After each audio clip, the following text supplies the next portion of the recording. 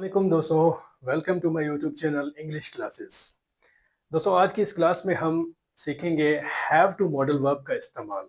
Have to modal verb का इस्तेमाल हम प्रेजेंट में जो चीज़ जो काम कर किया जाता है या जो चीज़ करना पड़ता है हमें, या कहीं जाना पड़ता है, कोई इस तरह की मिसाल कि ये काम जो है हम इनको हैव टू को हम यूज़ करते हैं। ऐसी ऐसी सिचुएशन में हम हैव टू का इस्तेमाल करते हैं। अगर हम इसके स्ट्रक्चर की बात करें, स्ट्रक्चर में subject plus have to plus first form of the verb plus object का इजाफा है, ठीक है। लेकिन एक चीज और भी है, हैव टू का यूज हम सिर्फ I, we, you, they, plural noun के साथ कर सकते हैं।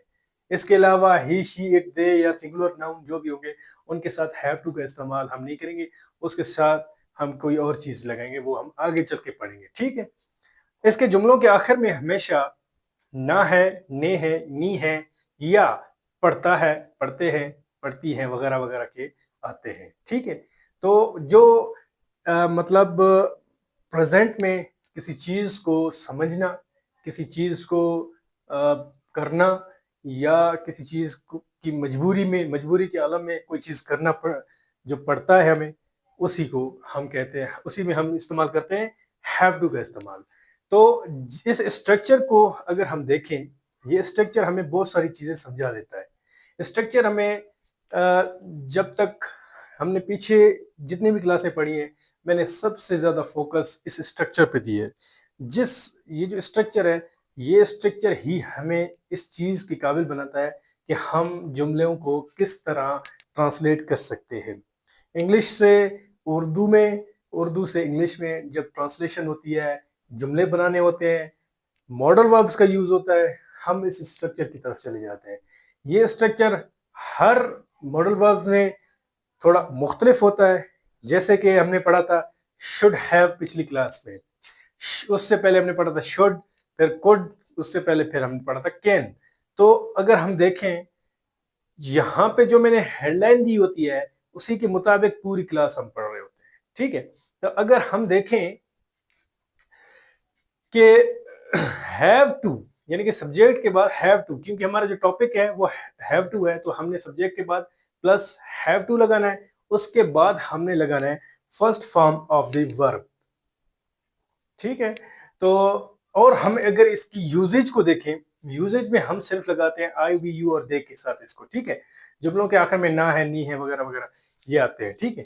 चले हम इसकी स्ट्रक्चर के साथ हम इन जुमले जो मैंने लिखे हुए हैं, जैसे कि एग्जाम्पल के तौर पर मैंने कॉलेज जाना है या मुझे कॉलेज जाना पड़ता है। सेम, मुझे इंग्लिश सीखने जाना है, मुझे इंग्लिश सीखने जाना पड़ता है। यानी कि एक सिंपल जुमला बता रहा है, दूसरा उसमें मजबूरी को जाहिर कर रहा है थोड़ी बहुत, ठीक है।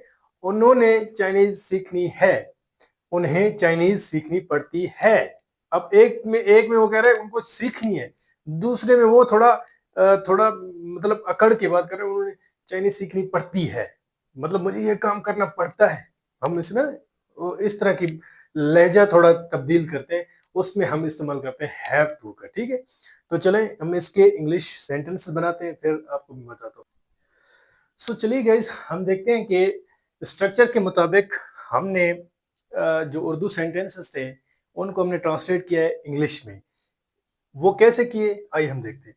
मैंने कॉलेज जाना है या मुझे कॉलेज जाना पड़ता है, ये जो डैश मैंने दिया है ये यॉक है, ठीक है। ये दो जुमले हैं और दोनों जुमलों का इंग्लिश जो है वो तकरीबन सेम सेम है, ठीक है। इंग्लिश में हम इजाफा करते हैं हैव टू का, क्योंकि ये दोनों हैव टू के रिलेटेड है, ये वाला भी और ये वाला भी, ठीक है। मैंने कॉलेज जाना है, मुझे कॉलेज जाना पड़ता है, ठीक है। I have to go to college, I have to go to college. अब देखें, subject plus have to plus first form of the verb and then object, ठीक है। I have to go to college, मुझे college जाना पड़ता है या मुझे कॉलेज जाना है। अच्छा, मुझे इंग्लिश सीखने जाना है या मुझे इंग्लिश सीखने जाना पड़ता है। I have to go to learn English, I have to go to learn English. उन्होंने चाइनीज सीखनी है, उन्होंने चाइनीज सीखनी है, उन्हें चाइनीज सीखनी पड़ती है। They have to learn Chinese. अब चाइनीज एक जबान है, इंग्लिश भी एक जबान है, दोनों कंपेयर, एक दूसरे के साथ कंपेयर करते हैं, ठीक है। उन्हें या उन्होंने चाइनीज सीखनी है या उन्हें चाइनीज सीखनी पड़ती है। They have to learn Chinese, they have to learn Chinese. I have to go to learn English, मुझे इंग्लिश सीखने जाना है, मुझे इंग्लिश सीखने जाना पड़ता है, ठीक है। मैंने कॉलेज जाना है, मुझे कॉलेज जाना पड़ता है।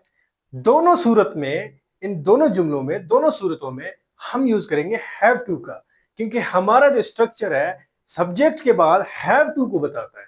अगर हैव टू को हम काट देंगे तो subject plus first form of the verb हो जाएगा, लेकिन फिर ये जुमले जो हैं ये मुकम्मल नहीं हो सकते। इसी वजह से हमने हैव टू का लाजमी इस्तेमाल करना है, क्योंकि हमारा जो आज का टॉपिक है वो भी हैव टू ही है, ठीक है।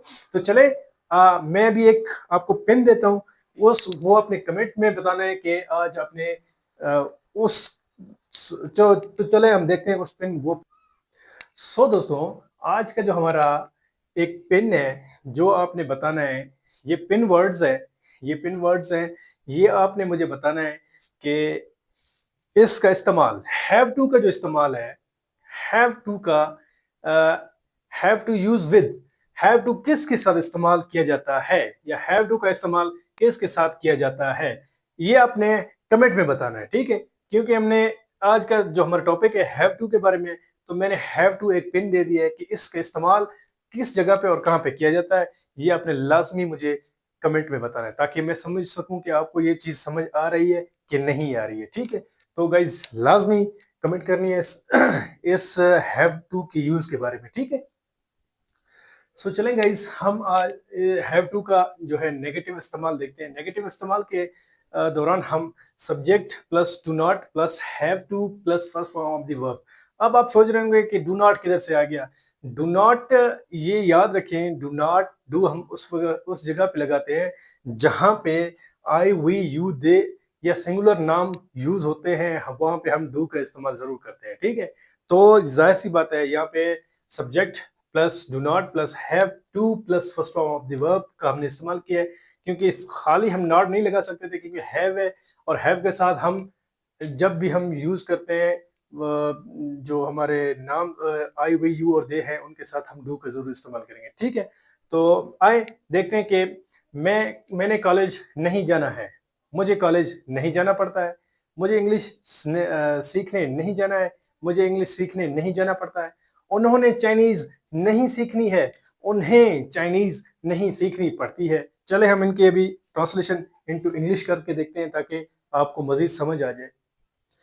चले गैस, हम देखते हैं कि हमारा जो नेगेटिव हमने जुमले बनाए थे उनको हमने ट्रांसलेट किया है इंग्लिश में, वो किस तरह किया है। Subject plus do not plus have to plus first form of the verb.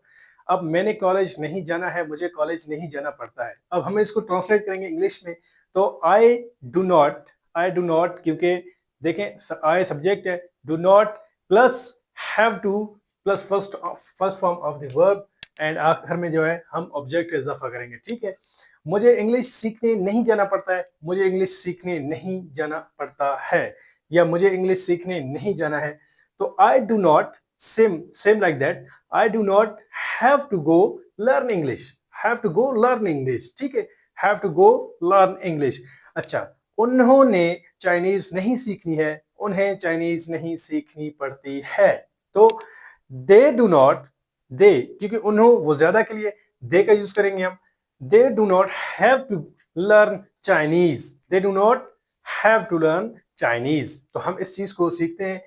ये थे हमारे नेगेटिव सेंटेंसेस। हमने पॉजिटिव बनाए, हमने समझा इस चीज को, हैव टू मॉडल वर्ब्स को। सो अभी चलते हैं हम इनके इंटरोगेटिव सेंटेंसेस की तरफ।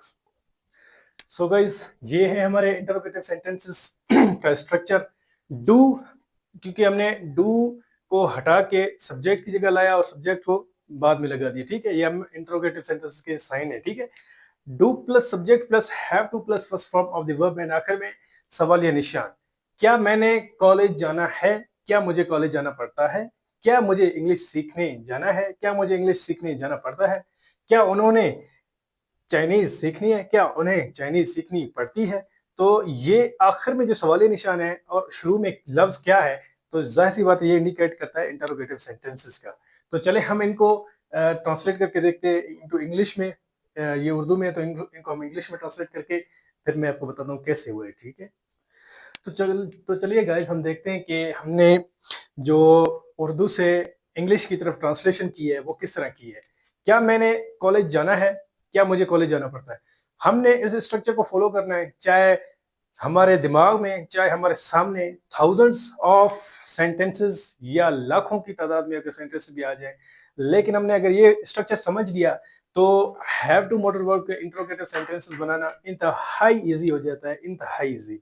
तो चले हम देखते हैं कि डू, यहाँ पे डू कह रहा है, डू हमने लगा दिया, फिर सब्जेक्ट है डू आई, फिर हैव टू का इस्तेमाल, फिर go to college as it is आपके first form of the verb and object, ठीक है। क्या मुझे इंग्लिश सीखने जाना है या क्या मुझे इंग्लिश सीखने जाना पड़ता है? Do I have go to learn English? Do I have go to learn English? क्या उन्होंने चाइनीज सीखनी है? क्या उन्हें चाइनीज सीखनी पड़ती है? Do they have to learn Chinese? तो दोस्तों ये चीजें थी। आज हमने सीखा है हैव टू मॉडल वर्ब के बारे में। आज का क्लास मुकम्मल यहाँ पे एंड होता है। तो गाइज अगर आपको कोई चीज समझ नहीं आ रही है या अभी तक आपने मेरे इस चैनल को लाइक या सब्सक्राइब नहीं किया तो काइंडली कर दें, क्योंकि मजीद ऐसी वीडियोस और इंफॉर्मेटिव वीडियोस और आपके इंग्लिश ग्रामर कोर्स के लिए इस वीडियो को, इस चैनल को, इंग्लिश क्लासेस चैनल है, चैनल का नाम है, इसको ज़्यादा से ज़्यादा शेयर करें और सब्सक्राइब करें ताकि हम आपके साथ जुड़े रहें और हम आप हमारे साथ जुड़े रहें। तो मिलते हैं अपने नेक्स्ट क्लास 16 में इंशाल्लाह। तब तक मुझे दीजिए इजाज़त, मिलते हैं इंशाल्लाह नेक्स्ट क्लास में।